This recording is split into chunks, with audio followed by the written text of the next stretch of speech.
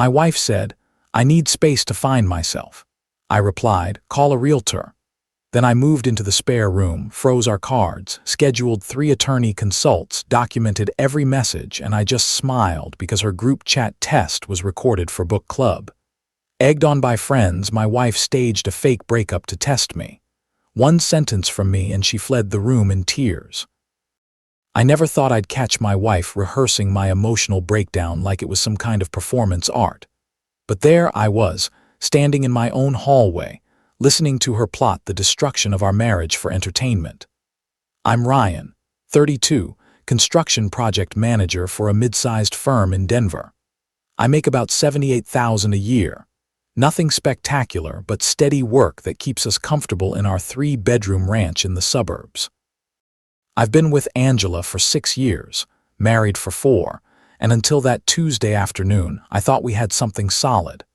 The kind of relationship where you don't play games because you've already won by finding each other. Shows what I knew. The client meeting got canceled around 200 in the afternoon, some permitting issue that pushed everything back a week. My foreman told me to head home early since we couldn't start the foundation work without approved plans. I texted Angela that I was coming home but got no response. Figured she was deep in one of her true crime podcasts, or maybe napping since she'd mentioned being tired lately. I pulled into our driveway around 315. Noticed her car was there along with that obnoxious white Range Rover that belonged to Linda, her book club friend who I'd never trusted. Something about the way Linda always looked at our house, like she was calculating its resale value, made my skin crawl. I grabbed my lunch cooler from the passenger seat and headed for the side entrance we always used, the one that opens directly into the mudroom off the kitchen. That's when I heard Angela's voice coming through the partially open window, animated and excited in a way I hadn't heard in months. "So I just say I need space to find myself," Angela was saying, her voice uncertain but intrigued. "That's the opening line, but you need to really sell it." Linda's voice responded, sharp and confident like she was coaching someone through a sales pitch. "Tears if you can manage them.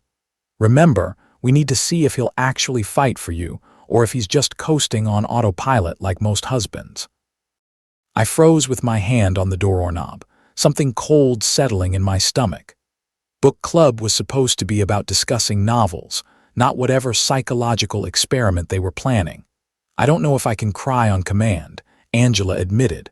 "Practice in the mirror beforehand." Another voice chimed in. Heather, maybe the one who'd gotten divorced last year and seemed determined to recruit others to her misery. "Think about something sad like that scene in the notebook when she doesn't recognize him. Works every time." My hand dropped from the door. I needed to hear more of this before I walked in and ended it. Slowly, carefully, I backed away from the entrance and moved toward the living room window where I could hear better without being seen.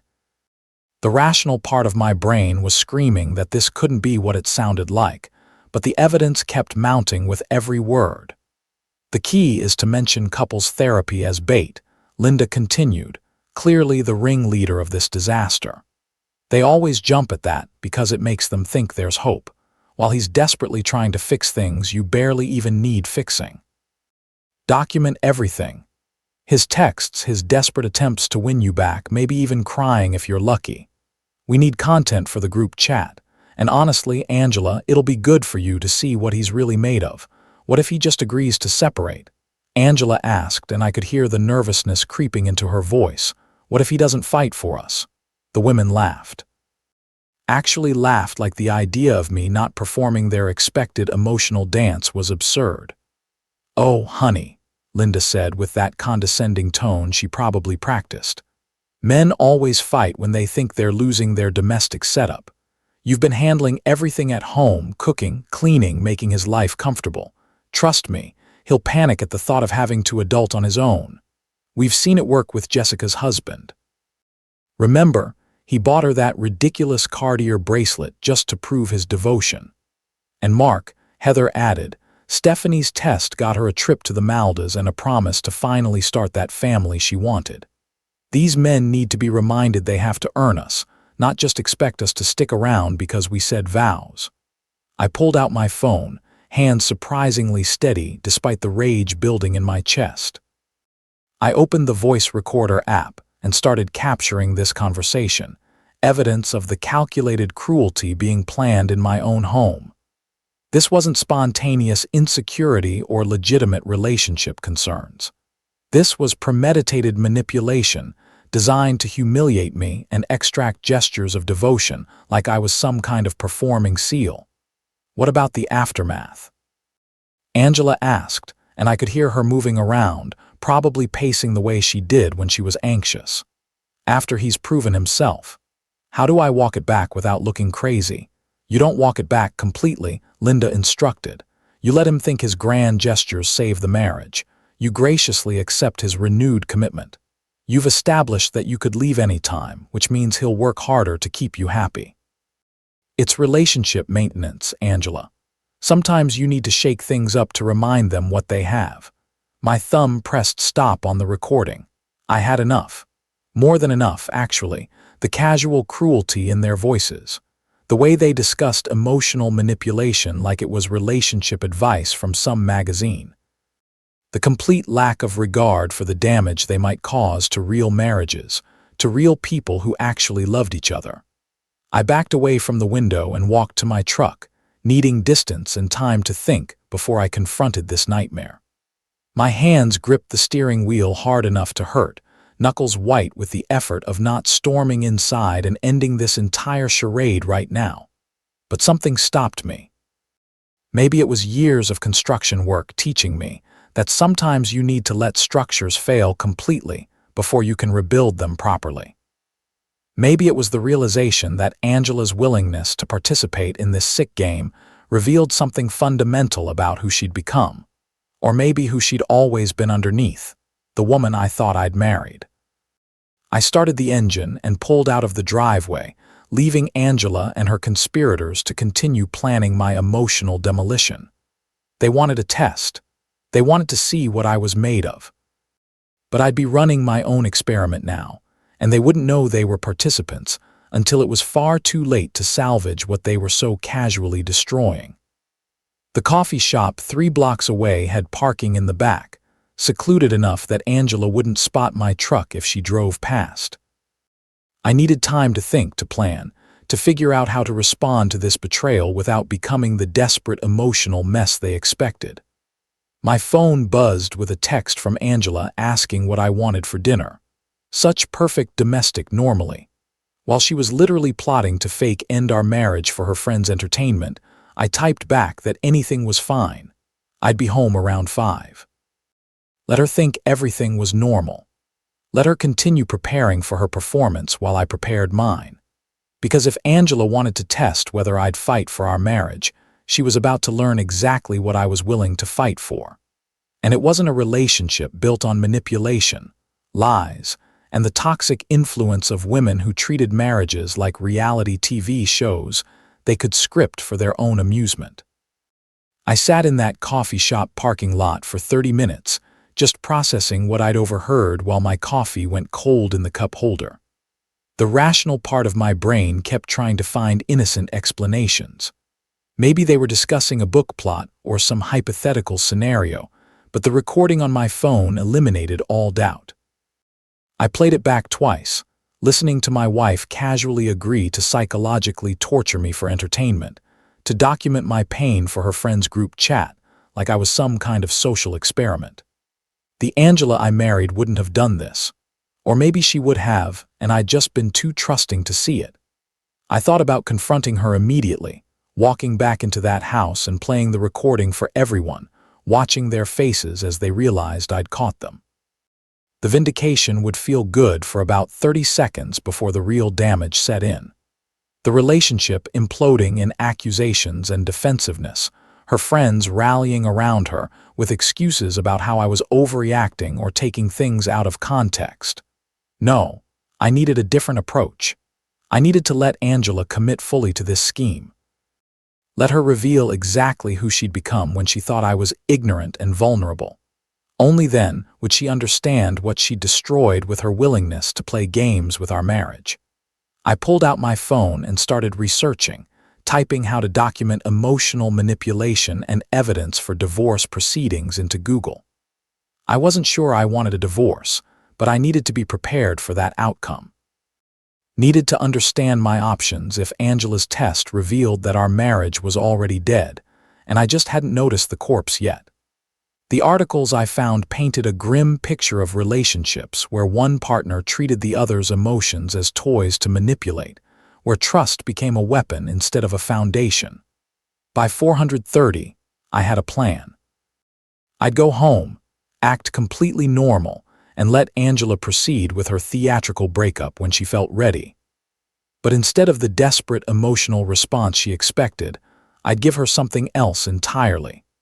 Calm acceptance, practical planning, maybe even enthusiasm about reclaiming my independence. Let her friends watch their carefully constructed test backfire when I refused to perform my assigned role as the panicked husband.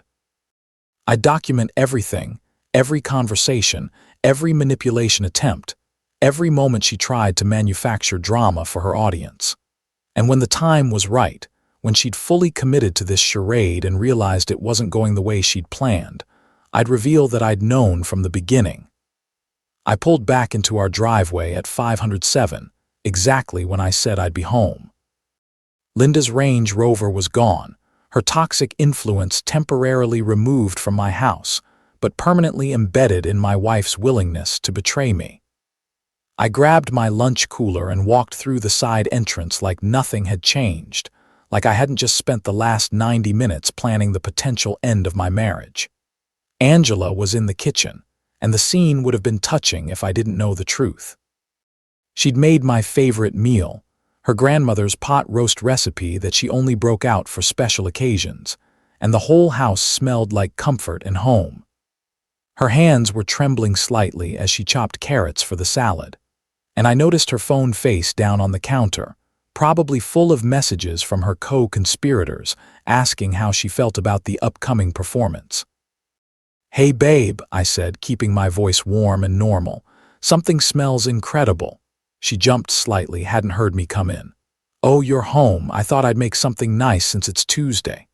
Tuesday meant nothing. We'd never had special Tuesday dinners before, but I played along. "Well, I'm not complaining. Client meeting got canceled, so I finished early. Anything I can help with?" No, just relax," she said quickly, and I caught her studying my face like she was looking for signs that I suspected something. "How was your day?" I launched into a detailed description of the permitting issues at work, watching her nod along while her mind was clearly elsewhere. She kept glancing at her phone, kept touching her hair the way she did when she was nervous, kept practicing these little facial expressions like she was rehearsing for a play. When she thought I was focused on setting the table, I caught her making this exaggerated sad face in the reflection of the microwave door, apparently working on her crying technique for the big performance. Over dinner, I was aggressively normal, asking about her day, complimenting the pot roast, discussing whether we should finally replace the fence in the backyard. Angela responded with distracted agreement, barely eating despite cooking this elaborate meal. I watched her type furiously under the table, presumably updating Linda and the others on her progress, telling them she was building up to the big moment. "You seem distant," I said, testing the waters. "Everything okay?" Her eyes went wide for a second like I'd caught her. Then she composed herself, "Just tired. Book club was intense today. Lot of discussion about relationship dynamics in the novel we're reading." "Which book?" I asked innocently, knowing full well they'd spent the meeting plotting manipulation instead of discussing literature. She fumbled for a title, mentioned something about domestic suspense, and I nodded like I believed her. The ease with which she lied to my face was almost impressive, made me wonder how many other times she deceived me while I trusted every word. After dinner, I volunteered to do the dishes while she relaxed, playing the considerate husband role perfectly. She disappeared into our bedroom, probably for more strategy sessions with her friends while I loaded the dishwasher and planned my next moves. I'd be the perfect husband for the next few days. Give her no ammunition to justify her fake crisis, No legitimate complaints she could exaggerate into relationship problems. When Angela finally launched her performance, it would be completely manufactured, transparently fake to anyone who'd been paying attention to how good things actually were between us. The performance came Sunday morning during brunch, perfectly timed for maximum dramatic effect. I just finished making Belgian waffles from scratch, her favorite. When Angela sat down across from me with that rehearsed expression of deep contemplation, I'd watched her practice in every reflective surface for the past 2 days. Her hands were clasped together on the table. She'd done her makeup to look naturally tear-stained, and she took this long, shaky breath that would have won her an Oscar if I didn't know it was complete fiction. "Ryan, we need to talk about us," she began, voice trembling exactly like Linda had probably coached her. "I've been doing a lot of thinking and I feel like I'm losing myself in this marriage. I need space to rediscover who I am as an individual to figure out what I really want from life." I took a bite of waffle, chewed thoughtfully, and watched her face flicker with confusion when I didn't immediately panic. "Okay," I said simply, "if that's what you need." She blinked, clearly thrown off script already. "Okay, that's all you have to say." "Well, if you're unhappy, we should definitely address that," I replied, pulling out my phone. "Should we call a real estate agent today or wait until Monday? Sunday showings might actually work in our favor. Less competition." The color drained from her face. "Real estate agent? What are you talking about?" "For selling the house," I explained patiently. "Already Googling divorce attorneys in Denver. If we're separating, we'll need to divide assets.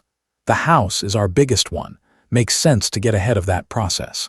I'm thinking we should probably aim for a 60-day closing timeline, gives us both time to find new places without rushing."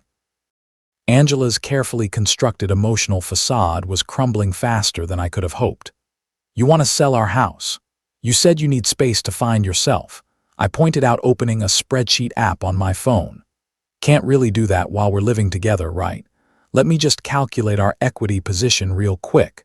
We bought at 280, put down 56,000, been paying for 4 years at 3.2% interest." I started typing numbers while she stared at me like I'd grown a second head. "After closing costs and agent fees, we're probably looking at about 42,000 each. That's a decent start for new apartments." "I didn't say I wanted a divorce," she protested, her practiced sadness replaced by genuine panic. "I just need some time to think." "Right. Separation." I agreed, "but we should still get the financial stuff sorted out." "Oh, and we'll need to figure out custody arrangements for Biscuit." Biscuit was our 3-year-old golden retriever, and mentioning him made Angela's eyes actually well up with real tears. "Custody for our dog. I'm thinking alternating weeks makes sense," I continued, completely committed to this bit now. "I'll take him Mondays through Sundays 1 week, you get him the next. We can meet at that dog park on Morrison Road for the handoffs, neutral territory, and all that." I could see her trying to process this, trying to figure out how her test had transformed into an actual separation discussion with logistical planning. This wasn't in Linda's playbook. The husband wasn't supposed to embrace the breakup with spreadsheet efficiency. "You've clearly been thinking about this," she said slowly, accusation creeping into her voice. "Actually, I just started researching during my lunch breaks this week." I lied smoothly. "After you mentioned needing space on Tuesday, I wanted to be prepared to support whatever decision you made. Found this great divorce attorney who specializes in amicable separations, very reasonable rates. Her name's Jennifer Caldwell. She has a 92% client satisfaction rating." Angela's mouth opened and closed like a fish. "You've been researching divorce attorneys?" "Well, yeah," I said, acting confused by her surprise. "You said you're losing yourself in our marriage. That's pretty serious stuff, Angela. I figured we should be practical about the next steps rather than dragging this out with false hope." I stood up and started clearing the table, the perfect picture of a man efficiently managing a crisis. "Oh, and I was thinking about the retirement accounts. We'll need to do a QDRO for my 401k. That's a qualified domestic relations order. Prevents tax penalties when we split it."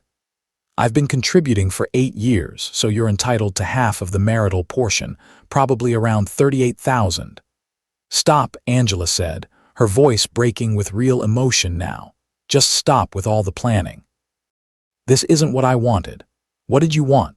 I asked, turning to face her with deliberate innocence. You said you need space to find yourself. I'm trying to give you that space as efficiently as possible. Would you prefer I fight against your clearly stated needs? That seems counterproductive and honestly kind of selfish. She had no answer for that, trapped by her own fabricated crisis. If she admitted she didn't really want separation, she'd have to explain why she brought it up. If she stuck to her story, she'd have to accept my helpful cooperation in dismantling our marriage. I thought you'd be more upset, she finally whispered.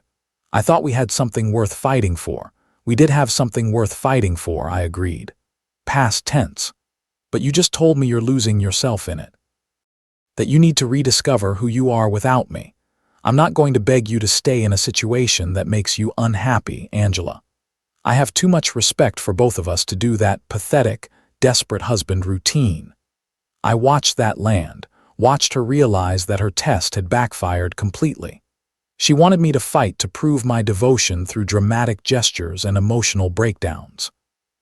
Instead, I was cheerfully planning our divorce like it was a project with milestones and deliverables.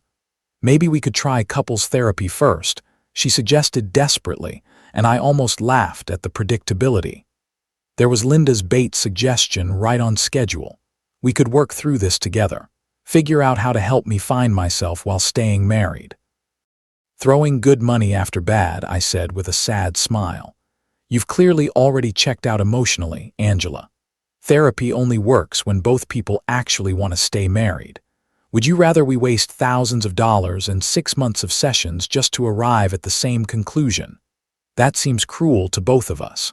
Her phone buzzed on the table, probably her friends asking for updates on my emotional breakdown.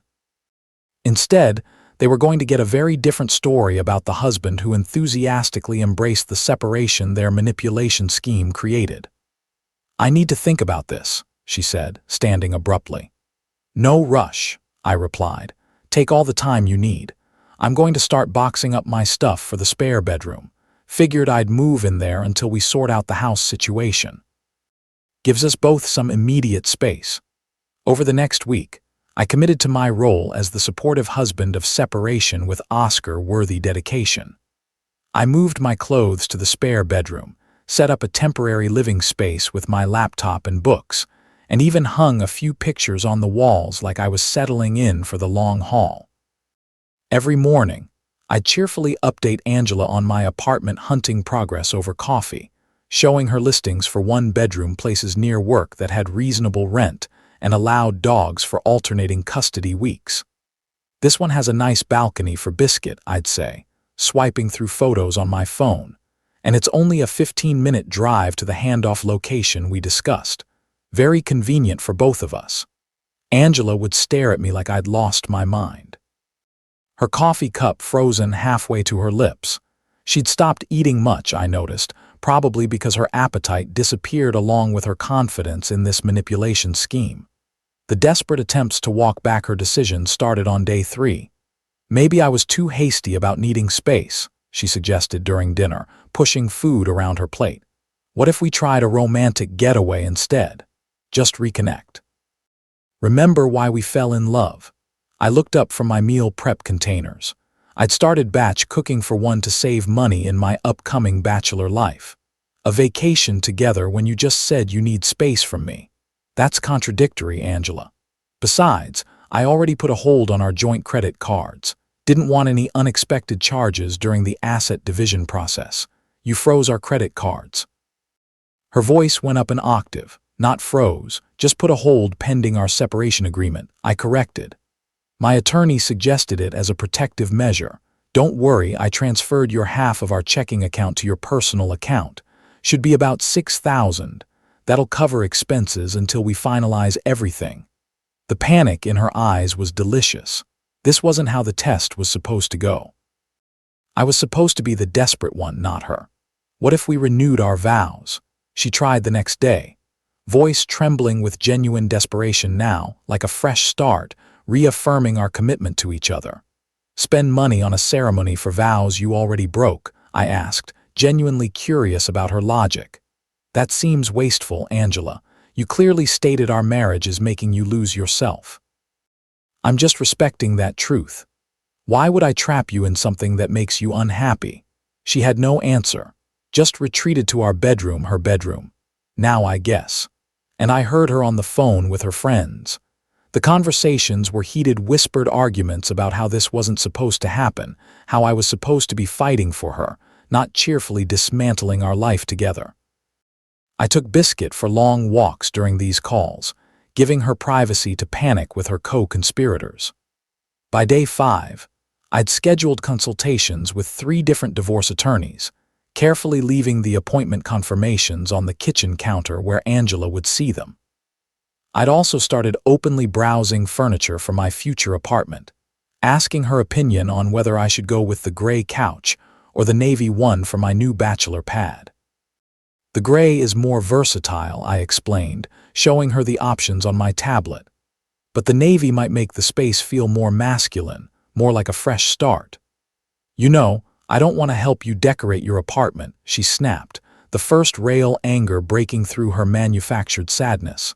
"I want you to fight for our marriage, but you said you need space to find yourself." I reminded her gently, like explaining something to a child. "I'm trying to support that journey.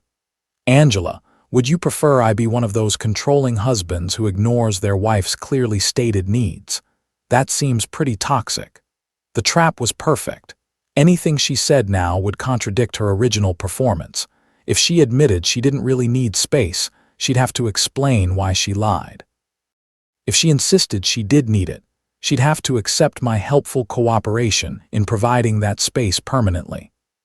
On day 6, I casually mentioned which friends I'd stay closer to post-divorce during our awkward shared breakfast. "Obviously, I'll still hang with the guys from our couple's game nights, but I figure you'll probably want them since they're more your crowd anyway. I've been thinking about reconnecting with some college buddies.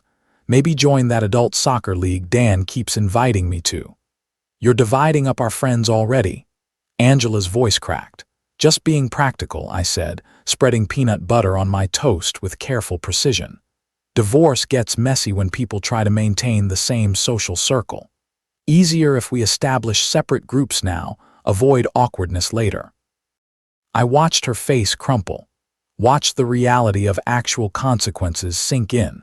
This wasn't a game anymore, wasn't a test she could abort when it stopped being fun. I'd taken her fake crisis and turned it into a real separation complete with legal consultations, financial divisions, and social restructuring. "I think I made a mistake," she whispered about needing space about all of it. "I don't actually want a separation, Ryan." I sat down my toast and looked at her directly, letting silence stretch between us. "Then why did you say you did?" "I was confused," she fumbled. "I've been stressed and I let my emotions get the better of me. But I realize now that what I really need is us together working through things." "Working through what things?" I pressed. "You never mentioned any actual problems in our marriage. Angela, you just said you're losing yourself. That's not a problem I can fix. That's an identity crisis you need to resolve independently." She started crying then. Real tears that had nothing to do with Linda's coaching. "Please, can we just go back to how things were before? Pretend this never happened." "We can't pretend away the truth," I said softly. "You revealed something fundamental about how you see our marriage. How willing you are to throw it away when you feel like you need to find yourself. That's not something I can just forget. I'll do anything," she begged. "Therapy, counseling, whatever you want. Just please don't leave me." I stood up, putting my plate in the dishwasher with deliberate calm. "I'm not leaving you, Angela. You're leaving me, remember. I'm just making it easier for you to do what you clearly want to do deep down." As I walked away to get ready for work, I heard her sobbing at the kitchen table, her phone buzzing with messages from friends who were probably wondering why their entertainment had turned into a disaster. Let them wonder, I thought. Let them all see what happens when you treat someone's heart like a toy to play with. The revelation came on day 8 over dinner at Magano's. the Italian place where we'd had our first date 6 years ago. Angela had begged for this dinner, called it a last chance to talk before I signed with an attorney. And I'd agreed because I knew this was when I'd finally play my trump card. She dressed up for the occasion, wearing the blue dress I'd always loved, and she'd clearly been crying before I picked her up because her eyes were puffy despite fresh makeup. We ordered wine, made small talk about nothing, and I watched her work up the courage to make her final plea. "I need you to know something," she began, voice shaking. "I love you, Ryan. I've always loved you, and I was an idiot for saying I needed space. It was the stupidest thing I've ever done." I nodded, sipping my wine. Okay, that's all you're going to say." Her frustration was building. "I'm pouring my heart out here and you're acting like I'm talking about the weather." "What do you want me to say, Angela?" I asked. "That I forgive you, that we can go back to normal. We can't go back to something that was clearly broken if you were willing to throw it away so easily." "It wasn't easy," she protested. "It was the hardest thing I've ever done." "Really?" I pulled out my phone, placed it on the table between us because from what I heard it seemed pretty calculated and rehearsed. Her face went white. "What are you talking about?" I tapped the screen, opening the voice recording app. "I think you know exactly what I'm talking about." I pressed play on the recording, the volume just loud enough for her to hear through my wireless earbuds that I handed across the table. I watched the color drain from her face as she heard her own voice discussing the manipulation plot with Linda and the others. Watched her hands start trembling as Linda explained how to cry on command, how to mention couples therapy as bait, how to document my desperate reactions for the group chat. When the recording ended, she just sat there frozen, the earbuds dangling from her hand. "You knew," she finally whispered. "The whole time since Tuesday afternoon when I came home early and heard you plotting my emotional destruction in our living room." I took the earbuds back, put them in my pocket. "I've known since before your performance even started. Why didn't you say anything?" Her voice was barely audible. "Because I needed to see if you'd actually go through with it," I explained calmly. "I needed to know if the woman I married was someone who would betray me for her friend's entertainment, or if you'd back out when you realized how wrong it was." Tears were streaming down her face now, real ones born from genuine shame and horror. "I'm so sorry." "You're sorry you got caught," I corrected. "You're sorry your manipulation test backfired. You're not sorry you were willing to put me through psychological torture for Linda's amusement." "That's not true. I realized it was wrong. That's why I tried to stop it." "You tried to stop it because I wasn't playing my role as the desperate husband. I said you weren't getting the validation you wanted, weren't getting the grand gestures and emotional breakdowns your friends promised." The test failed because I refused to be tested. Angela reached across the table for my hand, but I pulled away. "Please, Ryan, I was stupid and weak and I let those women poison my mind against you, but I love you. I've always loved you." "Then why wasn't that love enough?" I asked. "Why did you need to test it, to measure it, to prove it through manufactured crisis? Why did you need to see me broken and desperate to feel secure in our marriage?" She had no answer, just sat there crying silently while other diners glanced our way with concern. I signaled the waiter for the check. This conversation was over. "The problem isn't that you wanted to test me," I said quietly. "It's that you were willing to betray everything we built together because your friends told you to. That you valued their toxic advice over our relationship, over my feelings, over basic human decency." "I'll cut them off," she said desperately. "I'll never talk to Linda or any of them again. I'll do whatever it takes." "You should cut them off regardless," I replied. "But not because I'm asking you to, because they're toxic people who convinced you to torture your husband for fun." The waiter brought the check and I paid it. My card, not our joint card that I'd actually frozen days ago. Angela watched me sign the receipt with shaking hands, probably realizing this was it, the end of everything. "I notice you're not wearing your ring," she said, looking at my bare left hand. "No," I agreed, "I'm not. When did you take it off?" "Tuesday night after I heard you planning to fake break up with me seemed appropriate since you were already planning to end things, even if it was just pretend." We walked to the car in silence, drove home without speaking. The comfortable silence we used to share had been replaced by the oppressive quiet of two strangers who'd run out of things to say. When we pulled into the driveway, Angela turned to me with desperate eyes. "What happens now?" "I don't know," I admitted. "You destroyed something I thought was unbreakable. You showed me that when your friends pressure you, when they offer you validation and entertainment, you'll sacrifice my well-being without hesitation. That's not something I can just forget. But you still love me," she said like it was a fact. "You must still love me or you wouldn't be this hurt." "Love isn't enough when there's no respect," I told her.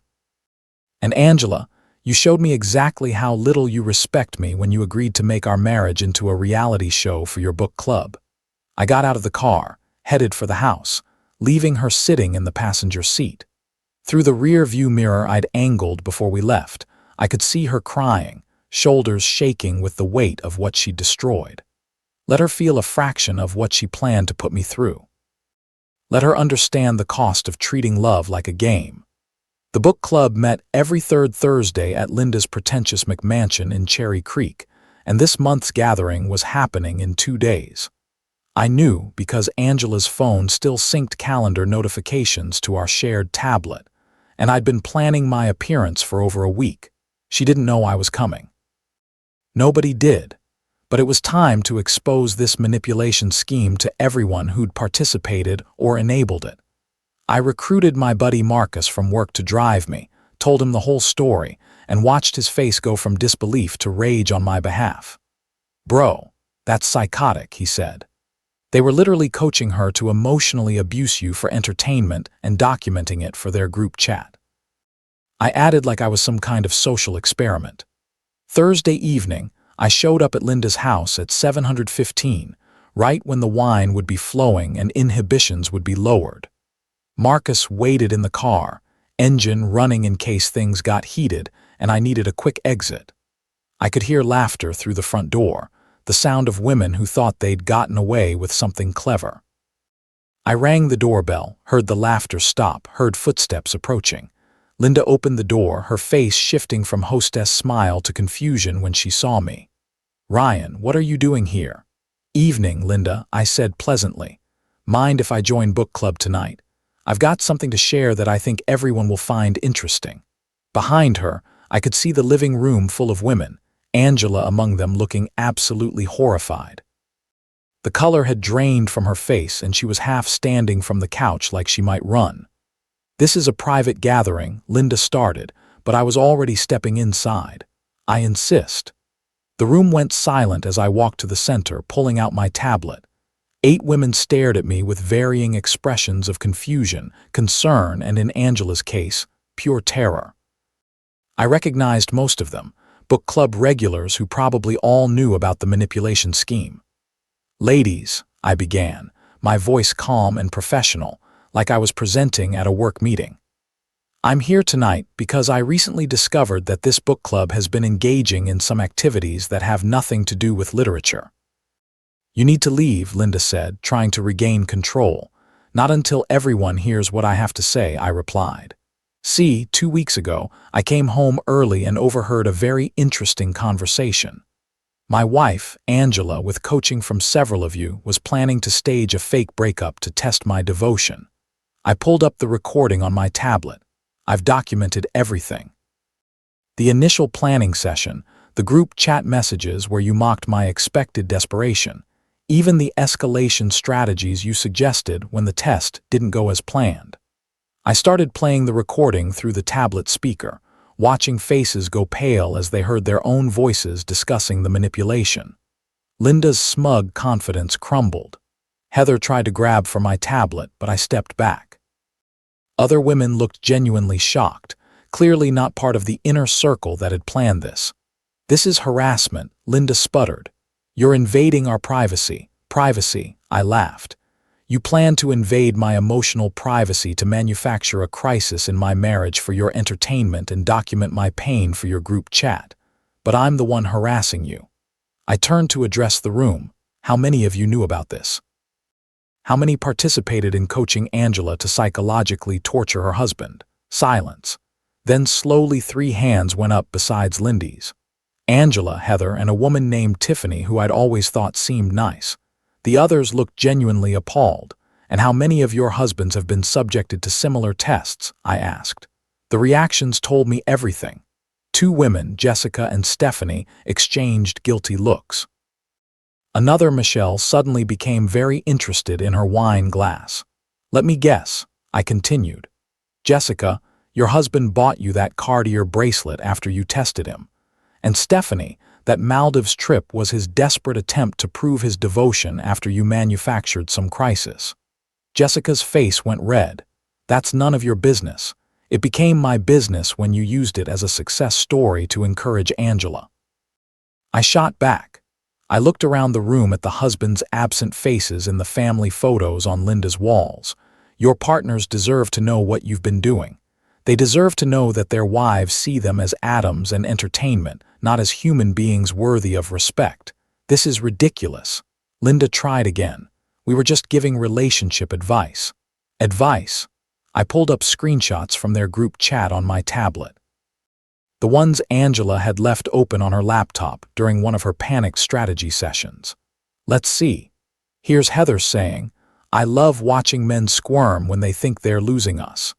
Here's you, Linda, explaining how to escalate emotional manipulation if the initial test doesn't work.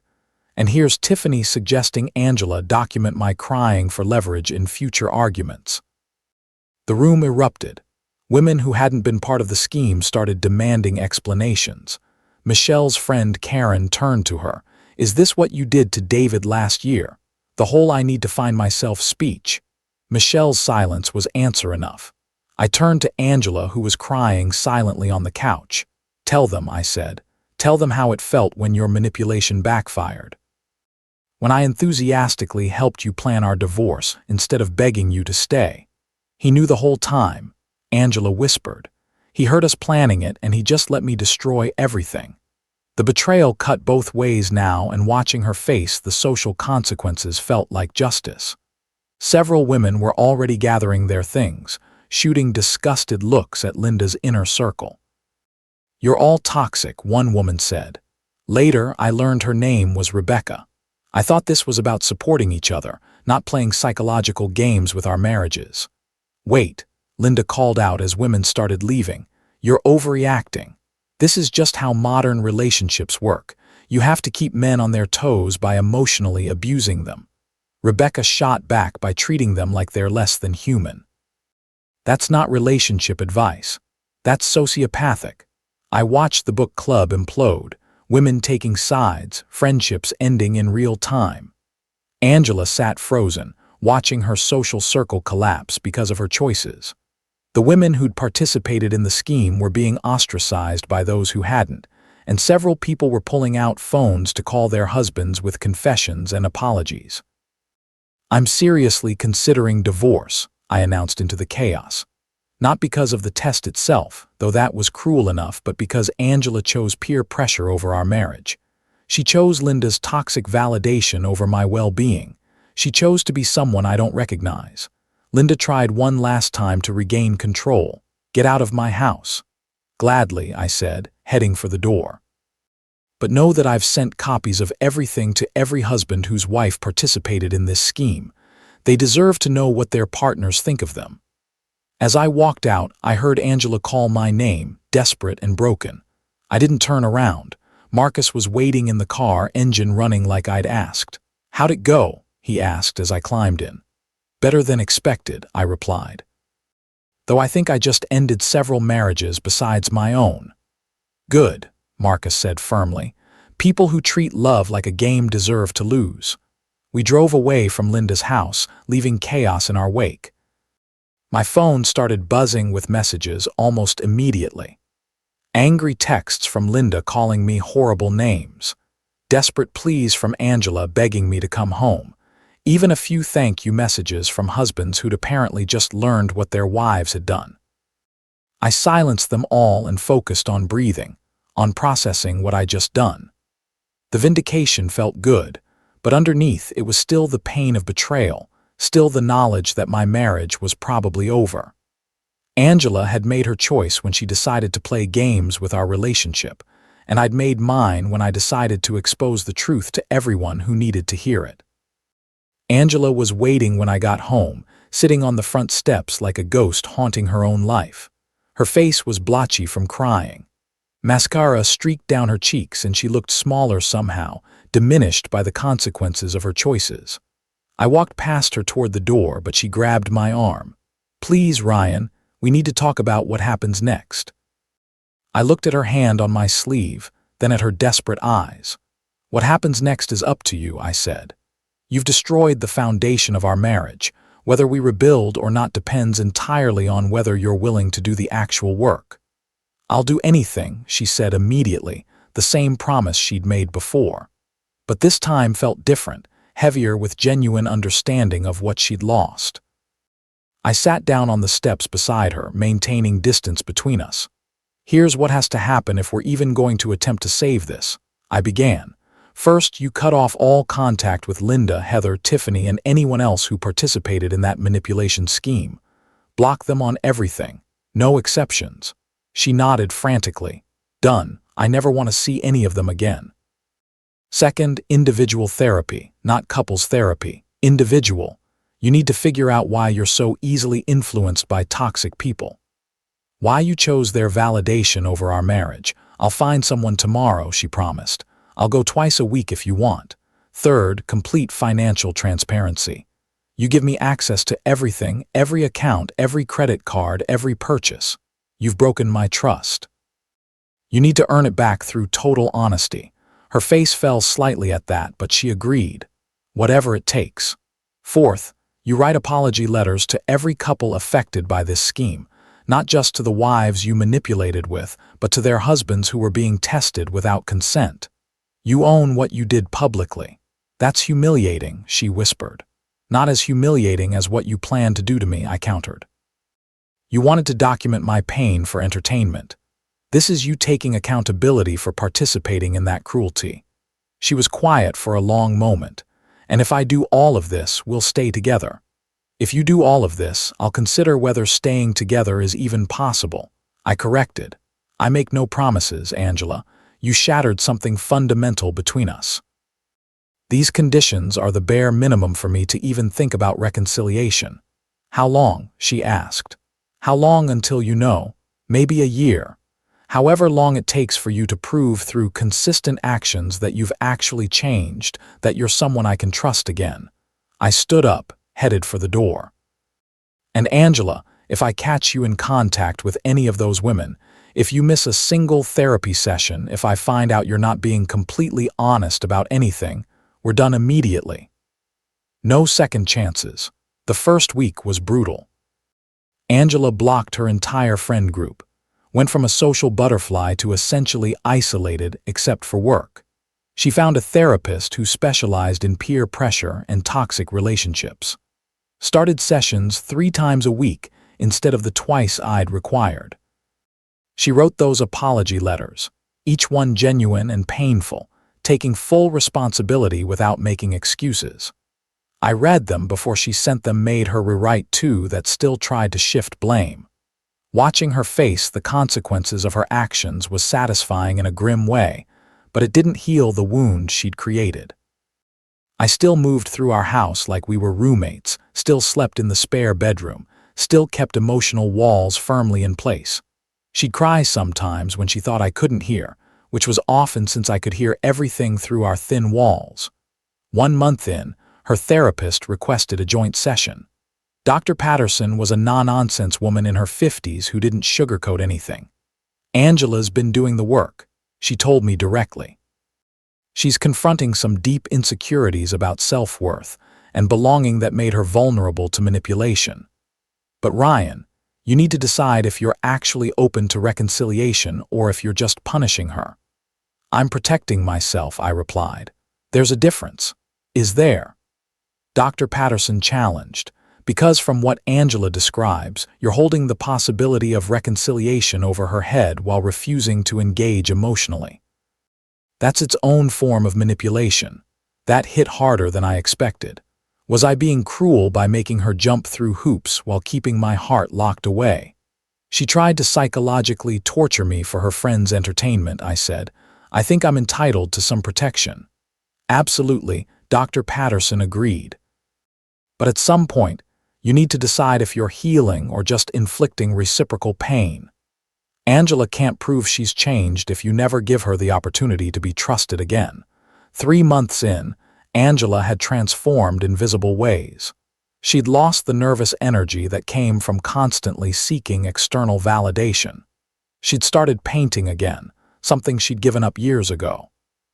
She volunteered at a women's shelter twice a week, working with abuse survivors and learning about healthy relationship dynamics from the other direction.